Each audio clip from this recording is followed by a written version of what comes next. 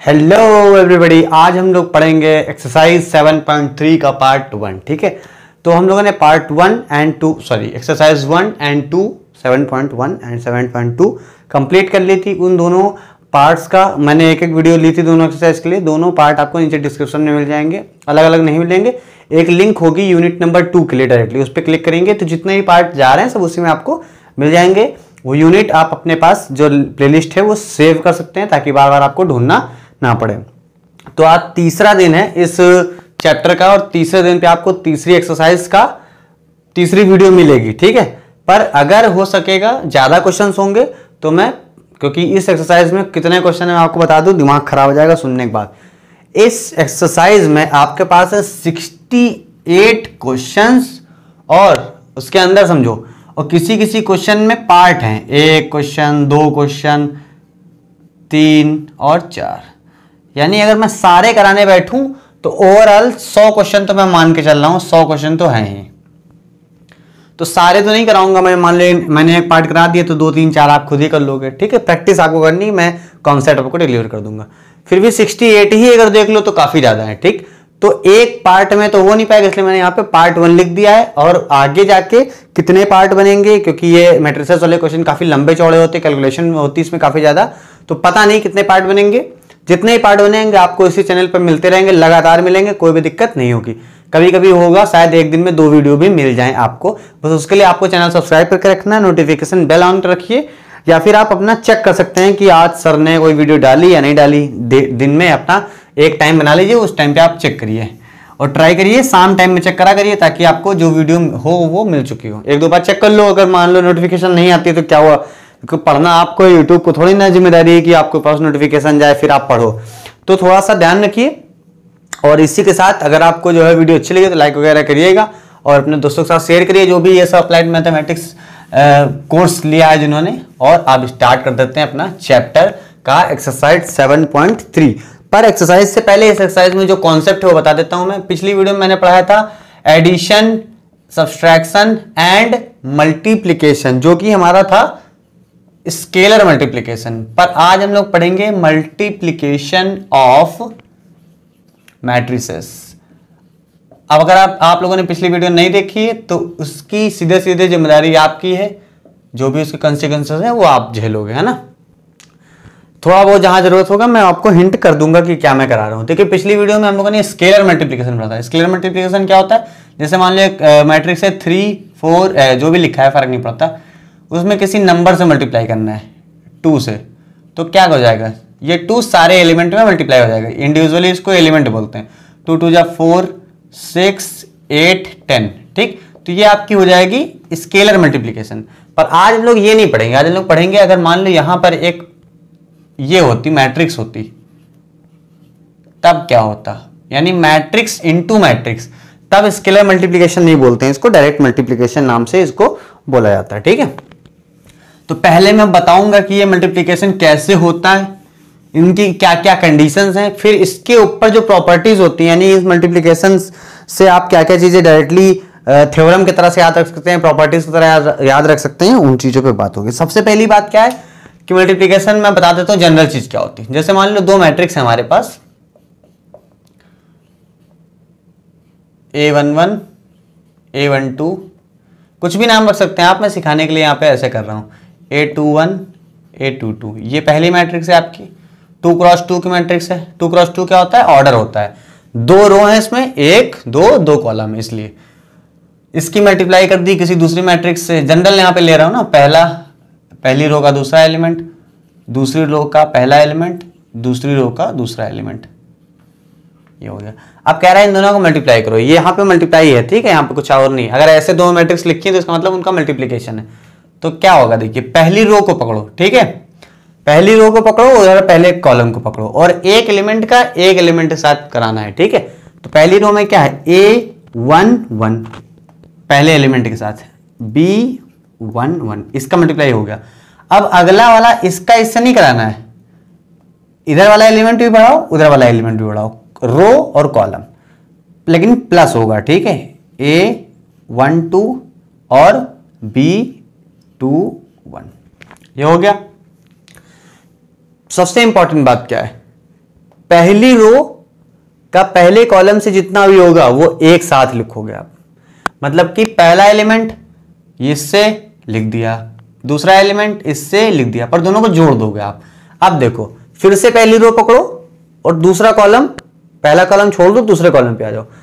अब क्या करोगे, मान लो ये एक एलिमेंट बन गया, ये पूरा एक एलिमेंट बन जाएगा ना। दूसरा एलिमेंट आगे लिखो, पहली रो का पहला एलिमेंट, कॉलम का पहला एलिमेंट, रो का दूसरा एलिमेंट। अब यहां पे क्या करोगे भाई, प्लस कर दोगे, कॉलम का दूसरा एलिमेंट। ये हो गया आपके दो एलिमेंट ओवरऑल, ठीक। सिमिलरली सेकंड रो पे आ जाओ, सेकंड रो का पहला एलिमेंट तो फर्स्ट कॉलम का पहला एलिमेंट, फिर सेकंड A22 B21, ठीक। दूसरा आ जाओ, पहला row second column A21 B12, किसका कैसे होगा, इसका। अब दूसरा B22 A22, प्लस करना है यहां पे, प्लस सिंपली यहां नंबर आएगा ना। मान लो ये 4 आता है, 3 होता तो 7 हो जाता। तो ये आपकी जो आंसर आएगा ये आपकी मैट्रिक्स हो जाएगी। अब इसमें सही से देखो तो पता क्या चल रहा है हमको, ये एक एलिमेंट है पूरा, ये दूसरा है, ये तीसरा है और नीचे वाला चौथा है। तो यहां से हमको देखने क्या मिला कि पहली मैट्रिक्स भी 2x2 ऑर्डर की थी, 2 रो 2 कॉलम, ये भी 2x2 की थी, 2 रो 2 कॉलम। और जो हमारा आंसर आया उसमें भी 2 रो हैं और 2 कॉलम है 2x2 की। तो इस जगह से एक जो कंक्लूजन निकलता है वो ये निकलता है कि जिस तरह की मैट्रिक्स होगी A B दोनों का मिला के, मान लो दोनों का इंडिविजुअली अलग अलग मान लो 2x2 है, तो जो AB आप करोगे पूरा ओवरऑल उसका भी आएगा 2x2। ये बात बहुत गलत है, ठीक है। ऐसा होता है पर हर केस में ऐसा नहीं होता है, ठीक है। हर केस में ऐसा नहीं होता। कहने का मतलब क्या, जब 2x2 है तब तो 2x2 आएगा, यानी सेम आ गया। कहने का मतलब सेम हर बार नहीं आएगा, ठीक। अभी यहां पे सेम था तो आ गया। अब आगे देखते हैं कि पता कैसे चलेगा यार कि क्या आंसर आने वाला है, उसमें कितनी रो होंगी। मान लो हमको कोई दे दे, इसको देख के पूछे बताओ जो आंसर आएगा उसमें कितनी रो होंगे, कितने कॉलम होंगे। तो करने के बाद तो पता है 2 रो हैं 2 कॉलम है, पर बिना करे भी पता कर सकते हैं। अब देखते हैं कि पहले मल्टीप्लाई सीख लिया, यहाँ पे इतना इंपॉर्टेंट था, अभी वो चीज बताना बाकी है। अब देखो क्या है, थोड़ा सा मैं यहां पे चेंज करूंगा ऑर्डर।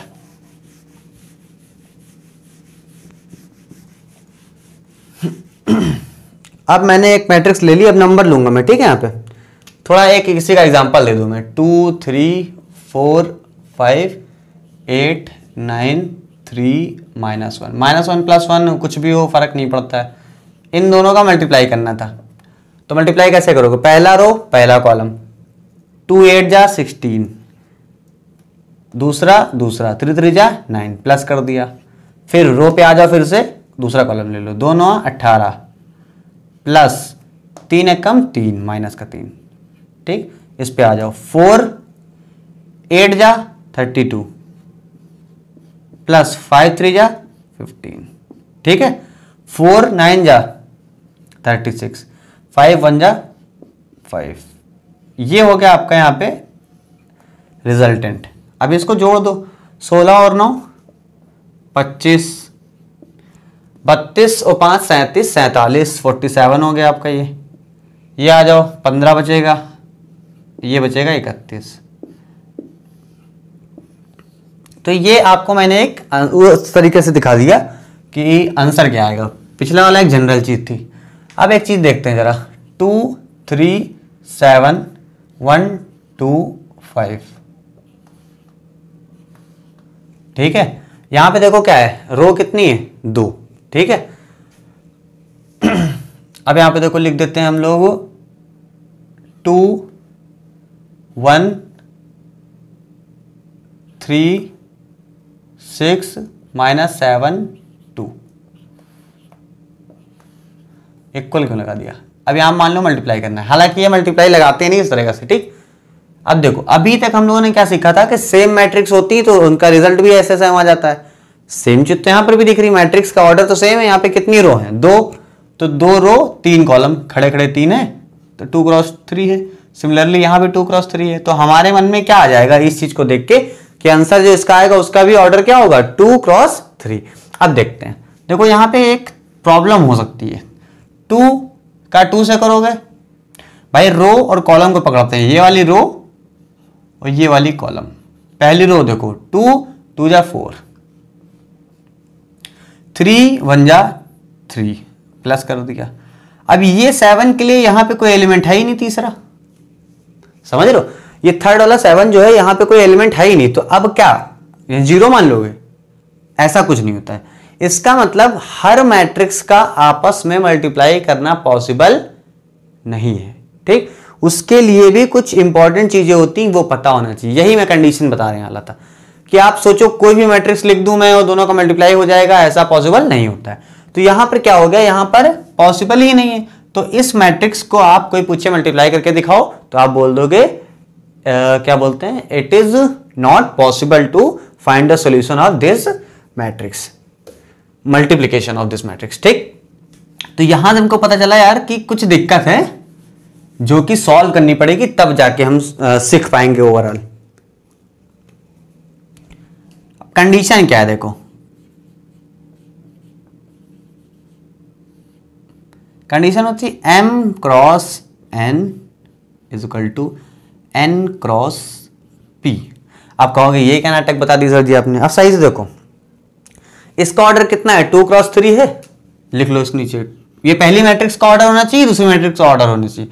क्या मतलब निकल रहा, 2 क्रॉस 3 पहली मैट्रिक्स का ऑर्डर, ठीक है, और दूसरी मैट्रिक्स का लिख दिया हम लोगों ने। तो एक अब क्या बता दें यहाँ पे n cross p, 2 cross 3, 2 cross 3, ठीक है। यहां पे एक चीज देखो, यहां पे n की जो वैल्यू है वो सेम नहीं आ रही है। m क्रॉस n फिर n क्रॉस कुछ भी हो उससे फर्क नहीं पड़ता है, बीच की दोनों वैल्यू सेम होनी चाहिए। अगर ये दोनों डिफरेंट है तो आप मल्टीप्लाई नहीं करा सकते हो, ठीक है। यहां पे जो मैंने बीच में इक्वल लिखा है इसका कोई मतलब नहीं, इक्वल इक्वल लिखने की जरूरत नहीं, ठीक है, कुछ भी दो ऐसे समझने के लिए लिख दिया, ठीक है। यानी कि ऑर्डर आपका इस तरह से होना चाहिए कि बीच में दोनों सेम होने चाहिए।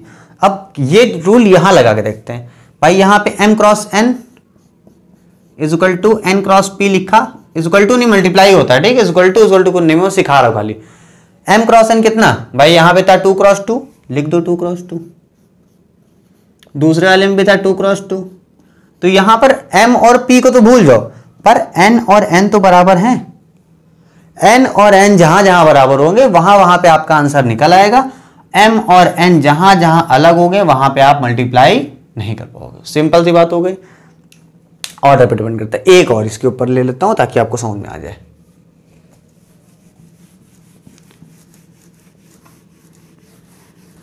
ठीक है, ये जो इक्वल लगाया इसके यहाँ पे आप मल्टीप्लाई साइन लगा लो। अभी थोड़ा सा और अच्छे तरीके से बता देता हूं। देखो, अगर पहली मैट्रिक्स है उसका ऑर्डर है m क्रॉस n और इसका मल्टीप्लाई कराया हमने दूसरी मैट्रिक्स है जिसका ऑर्डर है n cross p, n cross p। तो जो इसका मल्टीप्लाई करने के बाद एक नई मैट्रिक्स बनती है ना, उसका ऑर्डर होता है, बीच वाले दोनों को हटा दो, m क्रॉस p, ठीक है। अब यहां पे अच्छी चीज हमको क्या पता चल गई, दो बातें पता चल गई। एक तो m क्रॉस n और n क्रॉस p जब इस तरह की मैट्रिक्स होगी, यानी कि दोनों का ये n बराबर होगा, तभी मल्टीप्लाई होगा। यहां पे लिख दो, ऐसे करके लिख देना शॉर्ट फॉर्म में, मल्टीप्लीकेशन पॉसिबल। ये याद कर लो, कोई दिक्कत की बात नहीं, मल्टीप्लीकेशन पॉसिबल। और साथ साथ में अगर ऐसा कहीं पे लिखा है m क्रॉस n और उसके बाद n क्रॉस p, दोनों का करना है मल्टीप्लाई, तो जो रिजल्टेंट मैट्रिक्स होगी मल्टीप्लाई करने के बाद, order will be m cross p, या कह दो किनारे वालों का, किनारे वालों का, ये दोनों का ऑर्डर जो होगा m क्रॉस p, वो आपका ऑर्डर जाएगा रिजल्टेंट का। अब एक एग्जांपल ले लेते हैं। मान लो ले लिया हमने 2 3 1 2 5 6। अब सही से देखो, इसका ऑर्डर क्या है हमारा, 2 रो है 3 कॉलम है। अब मल्टीप्लाई जिसमें भी कराएंगे उसमें हमारे पास 3 कॉलम होने चाहिए, समझ रहे हो, 3 कॉलम। कैसे, m क्रॉस n, अब n ही चाहिए ना हमको, तो n क्रॉस p, तो सेम 3 होने चाहिए, 3 कॉलम चाहिए हमको। तो कैसे लिख देंगे हम लोग, ऐसे लिख देंगे 3 कॉलम ऐसे खड़े खड़े, 1 2 3। 3 कॉलम क्यों बोल रहा हूं मैं, 3 रो होनी चाहिए, 3 कॉलम नहीं सॉरी, 3 रो होनी चाहिए, क्योंकि ये चीज तो रो को दिखाता है ना।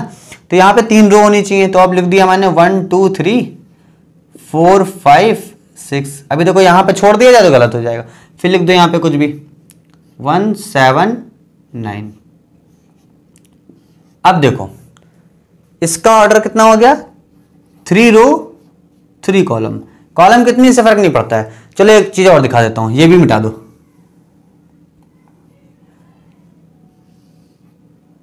3 क्रॉस 2, ऐसा भी तो हो सकता है। अब देखो समझने वाली बात क्या है, यहां पे देखो n और n बराबर है, जैसे बराबर हो गए तो आप मल्टीप्लाई तो कर ही लोगे, पर उस मल्टीप्लाई का रिजल्टेंट ऑर्डर कितना होगा, ये क्रॉस ही, यानी 2 क्रॉस 2 ऑर्डर की इसकी मल्टीप्लाई करने के बाद जो मैट्रिक्स आएगी उसका वो ऑर्डर होगा। अब हम लोग मल्टीप्लाई करके चेक करेंगे क्या एक्चुअल में इतना ही ऑर्डर आएगा या नहीं आएगा। चेक करते हैं, 2 1 जा 2, 3 4 जा 12, तो 2 प्लस 12, फिर 1 1 जा 1। देखो 2 का 1 से करा, फिर 3 का 4 से करा, फिर 1 का 1 से करा। ठीक, गंदा हो गया पर मेरा मतलब है समझाना आपसे। एक हो गया, अब आगे आ जाओ क्या करना हम लोग को, यहाँ पे पहली रो हो गई, पहला कॉलम हो गया, पहली रो दूसरा कॉलम, 2 2 जा 4, 3 5 जा 15, 4 प्लस 15 प्लस 1 7 जा 7, सिंपल। ये हो गई दूसरी एलिमेंट पहले रो की। फिर आ जाओ दूसरी रो पे पहला कॉलम, 2 1 जा 2, 5 4 जा 20, 2 प्लस 20 प्लस 6 1 जा 6। दूसरे कॉलम पे आ जाओ, 2 2 जा 4, 5 5 जा 25, 4 25, और हो जाएगा 6 7 जा 42। ये आ गया आपका रिजल्टेंट। अब इसको हम लोग सॉल्व कर लेते हैं, सॉल्व करके यहां लिख देता हूं ना थोड़ा कि आपको समझ में आए। कितना हो जाएगा, 12 3 15, 15 15 4 19, 7 26, 20 26 28, और ये देखो 25 और 4 42 46, 5 इसमें डाल दो अगर तो हो जाएगा 51 और 20 71 71। अब इसका ऑर्डर देख करो जरा क्या है, 2 रो हैं और 2 कॉलम है, तो 2 क्रॉस 2 आया। और थोड़ी देर पहले मैंने आपसे क्या कहा था कि इसका जो भी मल्टीप्लाई करने के बाद ऑर्डर होगा वो 2 क्रॉस 2 आएगा। तो इस बात से हमको ये जो 2 बातें मैंने बताई थी ये आपको बहुत अच्छे से याद रखनी है कि कब मल्टीप्लीकेशन हो सकता है, क्योंकि कहीं कहीं मैटर फंसेगा, वहां पे अपने दिमाग से आपको सॉल्व करना पड़ेगा कुछ और तरीके से, वहां पे ये ऑर्डर नहीं आ रहा होगा तब कैसे करोगे, है ना, ये सारी बातें सोचनी। ये तो हो गया हमारा मल्टीप्लीकेशन का प्रोसेस, और उस पर रिलेटेड थोड़ी सी जो कंडीशंस होती हैं उससे रिलेटेड जो भी कंक्लूजन होता है ऑर्डर बेस, वो सारी बातें हम लोगों ने समझ ली। अब आते हैं एक दो जो प्रॉपर्टीज होती हैं जो बहुत ज़्यादा यूजफुल तो होती हैं, पर वो ज़्यादा याद रखने की जरूरत नहीं पड़ेगी, वो अंडरस्टैंडेबल है, आराम से आप उसको आप समझ सकते हैं, कोई दिक्कत की बात नहीं होगी। चलो आते हैं अब प्रॉपर्टीज ऑफ मैट्रिसेस पर, मैट्रिक मल्टीप्लिकेशन पर। Properties of matrix multiplication, 2 matrix का मल्टीप्लिकेशन करेंगे तब जाके हमारा उसमें कुछ प्रॉपर्टीज मिलेंगी, तो उनको सीख लेते हैं। सबसे पहली बात, एक प्रॉपर्टी है नॉट ऑलवेज कम्यूटेटिव। मतलब अगर गलती से कम्यूटेटिव हो जाए तो भले हो जाए, वरना ये जानबूझ के आपको 100% नहीं हो सकते। ठीक है, क्या है इसका मतलब होता है, जैसे a प्लस बी में हम लोगों ने सीखा था a plus B is equal to B plus A, इसमें सिंपल था ना। बस यहां पे यही चीज खत्म हो जाएगी, यहां पे कहेगा जरूरी नहीं कि दोनों का मल्टीप्लाई बराबर आए, तो ये आप ऐसे रखोगे। ठीक, आ भी सकता है ना, ऑलवेज नहीं होगा बस। तो यहाँ पे आप चाहे तो इसको थोड़ा पास कर लो, है ना। अब a डॉट बी या a cross B is not equal to B equal to A. ये एक तो पहली प्रॉपर्टी हो गई, इसको भी मैं करके दिखा दूंगा, ठीक। दूसरी प्रॉपर्टी हमारी थी एसोसिएटिव प्रॉपर्टी। एसोसिएटिव होता है, एसोसिएटिव होता है, थोड़ा सा ये अजीब लगेगा सुनने में, अभी दिखाता हूं एक चीज जरा। एसोसिएटिव क्या होता है, ए क्रॉस बी का मल्टीप्लाई कर लो, फिर सी मल्टीप्लाई करो, और फिर इधर क्या कहेगा, बी क्रॉस सी का पहले कर लो, बी और सी का कर लो, फिर ए मल्टीप्लाई कर दो, ये चीज बराबर हो जाएगा हर बार। मतलब कि दोनों साथ में है और बस खाली उसको उल्टा कर दो तो नहीं होगा, पर इसको मल्टीप्लाई करो फिर उससे उसको करो फिर इस तरह से करो तो वो मल्टीप्लाई हमारा बराबर हमेशा होगा। ये एसोसिएटिव प्रॉपर्टी हो गई। इसमें आप क्या करो, ए की कोई वैल्यू लो, ऑर्डर सेम रखिएगा, ऑर्डर सेम रखिएगा, या फिर क्या ऑर्डर ध्यान रखना पड़ेगा हमको कि जो ए क्रॉस बी को आप मल्टीप्लाई कर रहे हो उनका ऑर्डर किस तरह होना चाहिए, एम क्रॉस एन, और दूसरा वाले का एन क्रॉस पी। अगर ऑर्डर सेम है एकदम तब भी शायद ना हो कई बार, अभी बताऊंगा क्या मतलब मेरा। तीसरी प्रॉपर्टी क्या है यहां पे देख लेते हैं, distribution over addition. Distributive over addition. अब ओवर एडिशन का मतलब क्या है, यहां पे एडिशन का भी यूज होगा। जैसे लिखा हुआ है ए बी प्लस सी, है ना, यही तो होता है।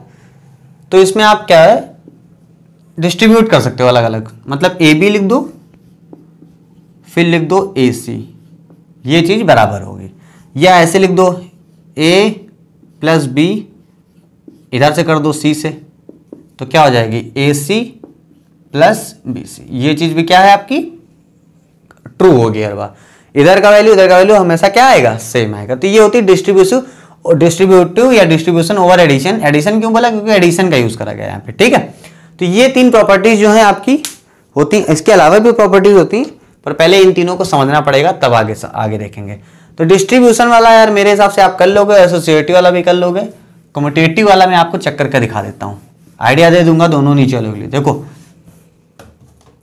एक हमने लिया ए 2 3 4 5, ठीक है, और दूसरा ले लिया बी 1 2 7 -6।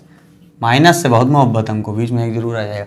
ए बी करके देखते हैं पहले, A B is equal to, directly कर दे रहा हूँ ना, 2 1 जा 2 और 3 7 जा 21 और 2 23 हो जाएगा। 2 2 जा 4 3 6 जा 18, 18 माइनस का 4 ऐसे तो माइनस का 14 हो गया। 4 1 जा 4 7 5 जा 35 39, 4 2 जा 8 6 5 जा 30 -22।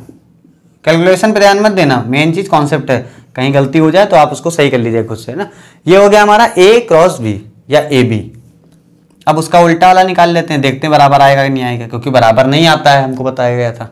चलो कभी कभार आ भी सकता है, पर जनरली ये लेके चलते हैं बराबर नहीं आएगा, है ना। कभी जैसे गलती से कोई नंबर ऐसा फिट बैठ के क्या आ गया वो अलग बात। चलो बी क्रॉस ए से करना है। अब इधर की रो उठाएंगे, इससे करेंगे, इसका रो इसका कॉलम, क्योंकि अब ये पहले 1 का 2 से, फिर 2 का 4 से, तो 1 का 2 से 2 का 4 से 8 और 2 10 हो गया। फिर 1 का 3 से 3 हो गया, फिर 2 का 5 से 10 हो गया, 3 और 5 10 यानी कि 13 हो गया। फिर दूसरी रो 7 का 2 से 14 और -6 का 4 से, 14 -24 तो कितना हो जाएगा, माइनस का 10, ठीक। 7 का 3 से, 7 3 जा 21 और 6 5 जा 30 -30 यानी -9। कुछ भी हो, यहां से आप देखिए आपको एक चीज दिख रही होगी कि A B is not equal to B C, यानी कि कम्यूटेटिव प्रॉपर्टी आपकी यहां पे होल्ड नहीं करती, ठीक है। जरा एक चीज और देख लेते हैं फटाक से।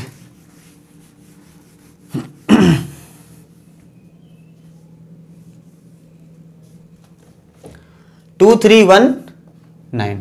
अब देखो यहां पे क्या है, ऑर्डर कितना है, 2 रो 3 हमारा वो है क्या चीज, कॉलम। अब यहां पे इसका मतलब हमको क्या करना पड़ेगा, यहां पर हमारे रो जो है वो 3 करनी पड़ेंगी, रो 3 कर लो। 1 7 3 2 0 1 3 4 5 7 6 -3, देखा माइनस, फिर से आया। अब यहाँ पे देखो, अब आपके मन में ये चल रहा होगा यार इसका मल्टीप्लाई कहाँ हो जाएगा, तो बहुत छोटा नंबर, ये बहुत नंबर नहीं मैट्रिक्स, बहुत बड़ी मैट्रिक्स। ये नहीं देखना है आपको, आपको देखना है 2 क्रॉस 3 हो और अगले वाले में 3 हमारे रो होनी चाहिए। रो कितनी है, 1 2 3, तो इसमें कितना हो जाएगा, 3 रो और 4 कॉलम। अब सही से देखो, M N N P है वही चीज कि नहीं भाई, तो इसकी जो भी मैट्रिक्स आएगी उसका ऑर्डर क्या होगा, M क्रॉस P होता है वो चीज, क्या आएगा 2 क्रॉस 4, 2 क्रॉस 4 ऑर्डर की इसकी मैट्रिक्स आएगी। ठीक है, साथ साथ में यहां पे हमको ये भी पता चल गया कि छोटी बड़ी से मतलब नहीं, ये चीज से देखना है हमको, NN बराबर होना चाहिए। ठीक, एसोसिएटिव प्रॉपर्टी वगैरह आप इन्हीं इस तरह से कोई मैट्रिक्स निकाल के उससे करके देखिएगा, कोई इसमें दिक्कत आपको नहीं आएगी। और इसका 2 क्रॉस 4 आ रहा है या नहीं आ रहा आप चेक करके देखना, दोनों को मल्टीप्लाई करो, देखो 2 क्रॉस 4 आ रहा है नहीं आ रहा। तो यहां से मेरे हिसाब से आपको ये जो छोटी छोटी प्रॉपर्टीज थी समझ में आ गई होंगी। अब कुछ ऐसी प्रॉपर्टीज होती जो आप, चलो इसी में बता देता हूं, 3 बता दिया, चौथी देख लो। चौथी प्रॉपर्टी ये होती है कि किसी भी मैट्रिक्स को आप आइडेंटिटी मैट्रिक्स से, किताब में यहाँ पे 3 2 लिखा है वो सबसे मतलब नहीं, ठीक है, आइडेंटिटी मैट्रिक्स से मल्टीप्लाई करोगे, चाहे राइट हैंड से करो चाहे लेफ्ट हैंड से करो, उस पर कोई फर्क नहीं पड़ेगा। कहने का मतलब क्या है, मान लो हमारे पास लिखा है 2 1 3 4, आइडेंटिटी मैट्रिक्स क्या होती है 1 0 0 1, आइडेंटिटी या यूनिट पहले बता चुका हूं पिछले फर्स्ट वीडियो में, टाइप्स ऑफ मैट्रिक्स जिसमें था। ये हो गया, मल्टीप्लाई करो, 2 1 जा 2, 1 का 0 से 0 हो गया, फिर 2 0 जा 0, 1 1 जा 1, ठीक, 3 1 जा 3, 4 0 जा 0, 3 0 जा 0, 4 1 जा 4, ये इतना आया। अब इनको जोड़ो, देखो कितना आ रहा है 2 1 3 4, यानी कि कोई भी फर्क नहीं पड़ा, वही आ गया दोबारा, देख रहे हो। इसका मतलब आई का कोई फर्क इस पे नहीं पड़ता, आई मतलब आइडेंटिटी मैट्रिक्स को डिनोट करा गया है। एक ये प्रॉपर्टी होती है जो डायरेक्टली कहीं कहीं यूज होगी, तो देखना है आपको, कहीं पे भी आई लिखा मिल जाए तो आपको, आपसे मान लो कह दे कि ए आई, ऐसे कह दे, कह रहा है इसको सॉल्व करके दिखाओ, तो अगर ए तुम्हारा है 2 1 2 3, तो आई भी इसी ऑर्डर में लेना है, मल्टीप्लाई करना ना, कैसे 1 0 0 1, मल्टीप्लाई कर दो दोनों को। अगर मैट्रिक्स बड़ी वाली है, मान लो मैट्रिक्स है 2 1 2 3 5 6 7 8 10, तो आपको मैट्रिक्स 10 ना लो, यहाँ पे 0 कर लो, क्योंकि 10 से कोई फर्क पड़ेगा नहीं, पर कंफ्यूजन हो जाएगी। तो आइडेंटिटी जो आई मल्टीप्लाई होगा वो भी इसी ऑर्डर में रहेगा, कैसे रहेगा 1 0 0 0 1 0 0 0 1। डायगोनल मैट्रिक्स होती है आइडेंटिटी मैट्रिक्स, बस खाली उसकी वैल्यू 1 1 1 होती, तो इस तरीके से। तो आई की वैल्यू डिपेंड करती है कि आप किस मैट्रिक्स के साथ उसको करवा रहे हैं। कहीं कहीं पे डिनोट भी करा होता है, जैसे I2 कह देगा तो समझ लो इसका ऑर्डर कितना है 2 का, मतलब ये वाला बनाएंगे। I3 बोल दे तो ये वाला, I4 बोल दे तो और बड़ा वाला, ठीक है। ये बात बहुत सिंपल थी, आप समझ गए होंगे। एक प्रॉपर्टी कोई और थी, वो देख लो जरा, फिर आपको बताता हूं।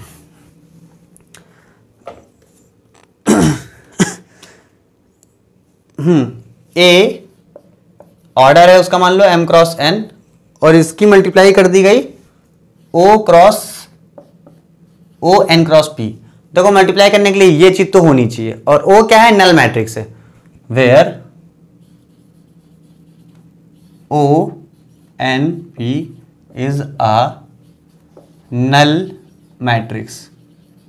अब आप सोच रहे हो नल मैट्रिक्स क्या मतलब, मान लो अगर o होता 2 क्रॉस 3, तो इसका मतलब है 2 रो है 3 कॉलम है, 2 रो सब 0 0।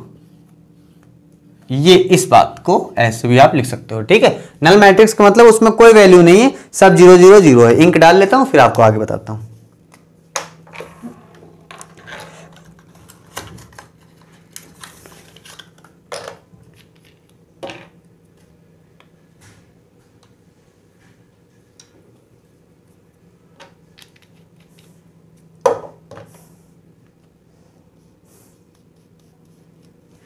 तो अब देखो नल मैट्रिक्स मतलब क्या, 0। अब किसी भी चीज का नॉर्मल गणित लगा दो, यहां पे किसी भी चीज का 0 से मल्टीप्लाई करोगे तो आंसर क्या आएगा, 0 आएगा। कोई नई बात तो है नहीं, पर ऑर्डर क्या होगा, ऑर्डर वही अपना पुराना मल्टीप्लाई करने वाला, m क्रॉस p, ठीक। ये कोई बताने वाली बात नहीं थी, पर ये सब थोड़ी बहुत चीजें होती हैं, तो आप इसका ध्यान रखिए। और इधर से अगर मल्टीप्लाई कर दिया जाए तब भी कोई फर्क नहीं पड़ेगा। जैसे मान लो हमारे पास ओ एम क्रॉस एन और इधर ले लिया ए एन क्रॉस पी। अब ये पी एन से मतलब नहीं, बी चले दोनों सेम होने चाहिए, इससे मतलब होता है। ये ले लिया हम लोगों ने, यहाँ आंसर कितना आ जाएगा, आंसर तो फिर से 0 आएगा, पर एम क्रॉस पी फिर से हो जाएगा। तो ये आपके ऊपर डिपेंड करता है कि आप ये प्रॉपर्टीज नोट करना चाहते हैं या नहीं करना चाहते हैं, पर इनका कोई बहुत विशेष फर्क नहीं पड़ेगा, आपको पता होता है जनरली ये चीजें। इसीलिए मैंने एक वर्ड यूज किया था, अंडरस्टैंडेबल है, और या कह दो अंडरस्टूड होती है ये चीजें। आपको पहले से ही आइडिया होता है कि ये तो ऐसे ही होगा, बिना मैट्रिक्स वगैरह पढ़े।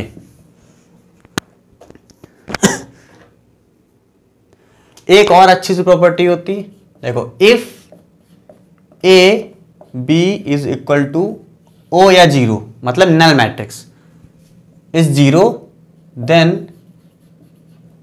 कन्वर्स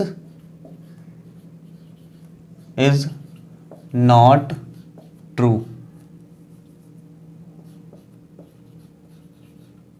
कन्वर्स नहीं कहना चाहिए यहां पे यार, है ना, कन्वर्स नहीं।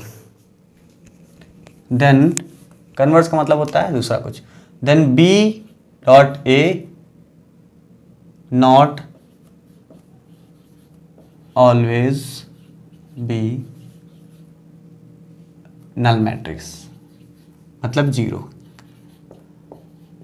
अब सिंपल तरीके से बताता हूं, अगर ए डॉट बी 0 है, इसका मतलब ये नहीं है कि बी डॉट ए भी हमेशा 0 होगा। हो भी सकता है, पर मोस्ट ऑफ द केसेस में, जनरल केसेस में नहीं होगा। तो ये बात यहां बोली गई, इसको हम लोग करके देख लेंगे अभी। भाई ए, अरे यार मैट्रिक्स लिखना चाहिए ना, एक मैट्रिक्स है 1 2 3 4। जनरली ये 2 क्रॉस 2 वाली इसलिए लेते हैं क्योंकि इसमें n मैच कर जाता है हर बार, m क्रॉस n से आराम से मैच कर जाता है। इसको सॉल्व कर लेते हैं, ठीक है। अरे यार इसको गलत कर दिया। कोई ऐसे 2 मैट्रिक्स लेनी पड़ेंगी जिनका आंसर 0 आए, तो मैंने अपने मन से रैंडम ले लिया, है ना। अब ऐसी 2 मैट्रिक्स याद तो है नहीं, देख लेंगे जरा सा। 0 1 0 0 1 0 0 0। हाँ, ये एक मैट्रिक्स है जो टोटली नल मैट्रिक्स तो नहीं है क्योंकि एक एलिमेंट तो है ही है, ये ए है ये बी है। अब इन दोनों को मल्टीप्लाई कराने जा रहा हूं मैं, A B is equal to A into B. अब आंसर देखते हैं, यहां देख लेते हैं, चलो। 0 1 0 1 0 0, तो ये प्लस हो गया आपके। फिर ये भी 0 प्लस 0 होगा, ये भी 0 प्लस 0 होगा, और ये भी 0 प्लस 0 होगा। यानी अल्टीमेटली आंसर आपका कितना आएगा, 0 0 0 0। और इसी को आप शॉर्ट फॉर्म में ऐसे लिख देते हो, नल मैट्रिक्स 0, ठीक। अब उल्टा करके देखते हैं, बी को पहले लिखेंगे। बी कौन सा था, ये वाला, चलो लिखो बी ए, यानी 1 0 0 0। इसमें कितना था, 0 1 0 0।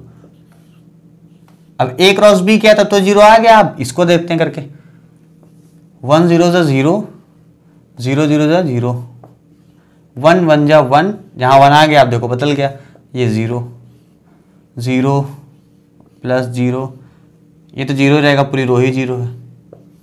अब यहां पे देखो आंसर कितना आ गया, 0 1 0 0, which is not equal to null matrix. यानी ए डॉट भी देखो 0 आ गया, पर बी डॉट ए 0 नहीं आया। तो ये चीजें कुछ आपको ध्यान रखनी है कि एकदम ऐसे मत लेके चलना कि नॉर्मल मैथ में ये होता है 2 3 जा 6, तो 3 2 जा 6 होता है ना, क्योंकि यहाँ कम्यूटेटिव नहीं होता है ना। इसका जनरल अगर आप उस तरीके से देखो तो ये अलग से याद रखने की जरूरत नहीं। मैंने क्या बोला था कि कम्यूटेटिव नहीं होता है, तो ए डॉट बी अगर लिखा हुआ है तो इसका मतलब वो इक्वल नहीं होगा बी डॉट ए के, वही तो कम्यूटेटिव होता है। वही चीज यहाँ पे शो हो गया, तो ये थोड़ा अच्छी चीज थी, क्योंकि 0 वाले में आदमी के मन में यही आता है कि अगर 2 चीज का मल्टीप्लाई 0 है, ए डॉट बी 0 है, तो बी डॉट ए भी 0 होगा। इसलिए इसको अलग से बता दिया जाता है ताकि ये चीज भी क्लियर रहे मन में डायरेक्टली, तब कम्यूटेटिव वगैरह सोचना ना पड़े, क्योंकि क्वेश्चन करते समय इतना कौन सोचता है। मजेदार चीजें हैं, इसमें ज्यादा कुछ टफ नहीं होता। अभी तक के जितनी चीजें हैं वो कुछ भी टफ नहीं। अगर आपको यहाँ पे कोई समस्या हो रही तो आप कुछ भी अगर लग रहा है छोटा मोटा, तो आप इंस्टाग्राम और नीचे टेलीग्राम का लिंक कमेंट बॉक्स में कमेंट में पिन कर दूंगा मैं, वहां से आप देख सकते हैं। जो भी पूछना है तो आप पूछ सकते हो थोड़ा बहुत। चलो मैट्रिक्स पॉलिनोमियल देख लेते हैं आप, है ना। ये सारी चीज़ें बहुत मतलब कॉन्सेप्ट वाइज तो अजीब लगेंगी, पर क्वेश्चन में बहुत सिंपल है ये। कहीं कहीं पे आपको देख तो कॉन्सेप्ट समझ में आ जाता होगा, क्वेश्चन में आप अप्लाई नहीं कर पाते हो। कहीं कहीं पे कॉन्सेप्ट फालतू में बहुत कॉम्प्लिकेटेड दिख रहे होते हैं, पर अप्लाई करते समय कोई प्रॉब्लम नहीं होगी। एक मैट्रिक्स है square matrix, square matrix A नाम से है, ठीक है। और स्क्वायर मैट्रिक्स क्या होती है बता चुका हूं मैं।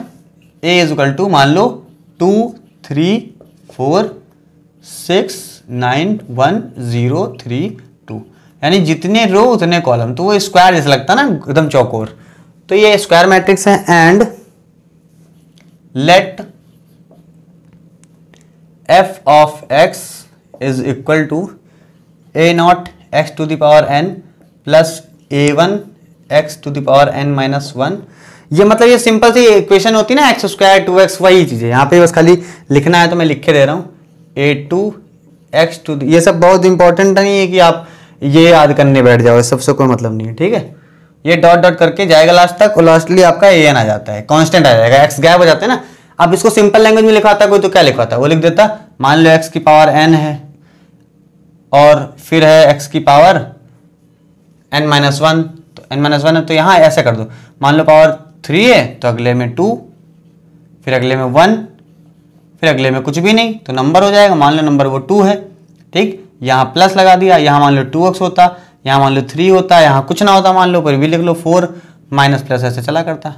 तो अब देखो जरा ढंग से, ये वही तो है, a नॉट की जगह 4, x की जगह n की जगह 3, तो n माइनस 1 की जगह 2 हो जाएगा, n1 की जगह पर 3, वही चीज़ है। ये देखो यहाँ पे एक भी x नहीं है तो यहाँ देखो एक भी x नहीं, तो यही चीज़ है, आप इसको बहुत कॉम्प्लिकेट मत करिएगा, ठीक है।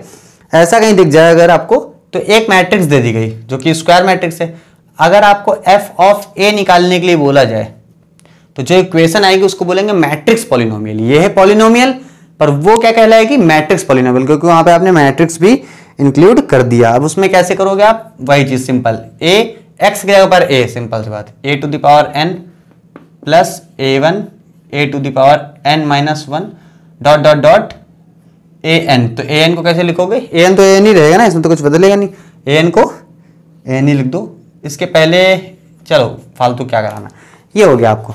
तो ये चीज आपकी जो कहलाएगी f ऑफ a, इसको बोलेंगे आप मैट्रिक्स पॉलिनोमियल। इसको अगर आप बहुत डिटेल में लिखना चाहते हैं, मेरे हिसाब से तो कोई मतलब नहीं ज़्यादा बनता है इसका, क्वेश्चन करिए डायरेक्टली, पर आप करना चाहते हैं तो बुक में देख सकते हैं, ठीक है। इसको कैसे करना होता है ये मैं बताऊंगा आपको, जो कि मेरी जिम्मेदारी है।